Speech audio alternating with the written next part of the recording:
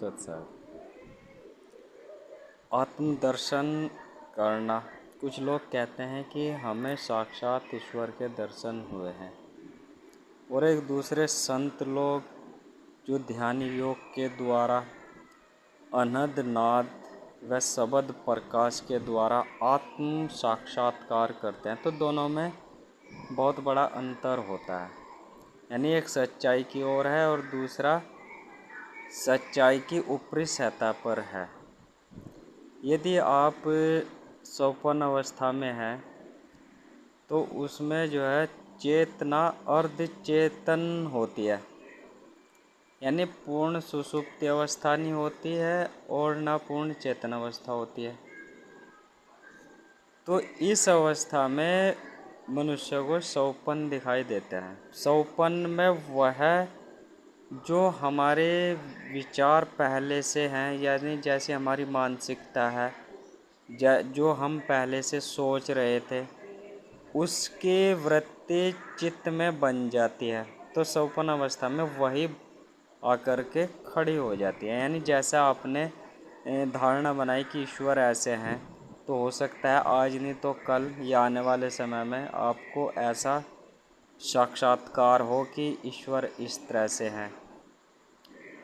और लेकिन इसमें एक सबसे बड़ी बात यह है कि इस तरह से साक्षात्कार होने में, यानी इस तरह से आत्म साक्षात्कार ईश्वर के होने में जो एक सच्चाई है उसको गहराई से हम नहीं अपनाते। यानी गहराई से जो अपनाने से हमारा तात्पर्य है, जो गहन ध्यान योग के द्वारा जो गहन समाधि में जाकर आत्म साक्षात्कार होता है और सोपन अवस्था वाली स्थिति में आत्म साक्षात्कार होता है, उसमें बहुत बड़ा अंतर होता है। सोपन वाली स्थिति में जो आत्म साक्षात्कार होता है उसमें हमारी जो दृष्टि होती है वह सम्यक दृष्टि नहीं बन पाती है। यानी समाज में भिन्नता की नज़र हमारी आती है कि वह हिंदू है और यह मुसलमान है, वह सिख है, वह ईसाई है।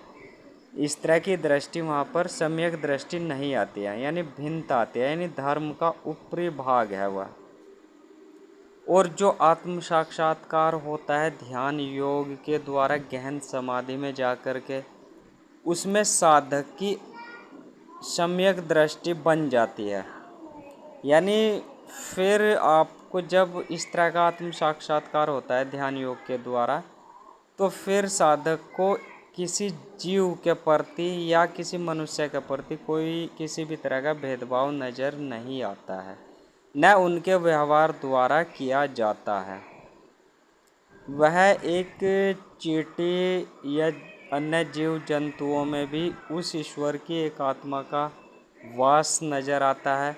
और अन्य जो प्राणी है, अन्य मनुष्य है, चाहे वह हिंदू हो, मुस्लिम हो, सिख हो, ईसाई हो, किसी भी धर्म से हो, संप्रदाय से हो, जो ध्यान योग में ज्ञान समाधि की अवस्था प्राप्त करने के बाद आत्म साक्षात्कार करता है, यानी शब्द धुन और शब्द प्रकाश का आत्म साक्षात्कार कर लेता है, उसकी सम्यक दृष्टि आ जाती है। वह तो वह सभी मनुष्यों के प्रति, सभी मनुष्यों में उस ईश्वर के एक आत्मा को ही दृष्टि वहाँ पर होती है, सम्यक दृष्टि होती है, समान दृष्टि होती है, कोई भिन्नता की दृष्टि वहाँ नहीं होती है। तो यही सबसे बड़ा अंतर होता है।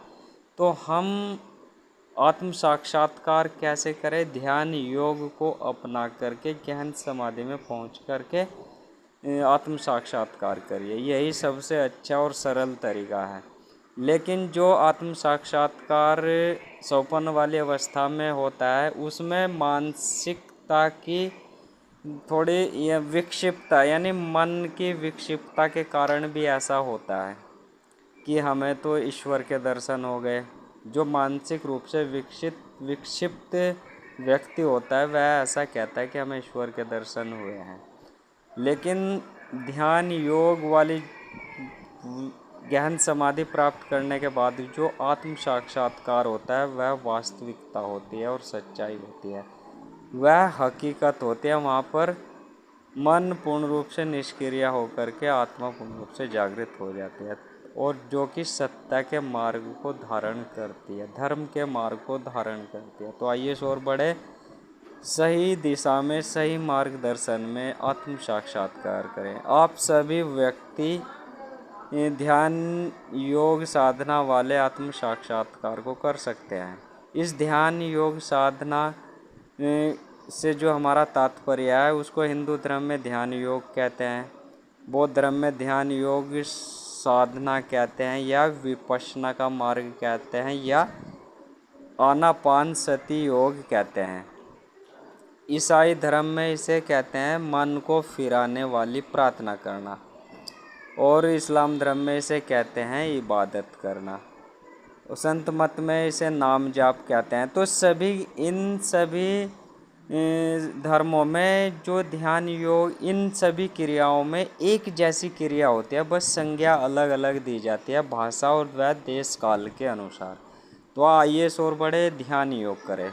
ध्यान योग से सीधा सा तात्पर्य है अपने मन को एकाग्र करने वाली प्रक्रिया को अपनाएं। तो आइए इस ओर बढ़े, ध्यान योग करें। सतनाम सत साहिब।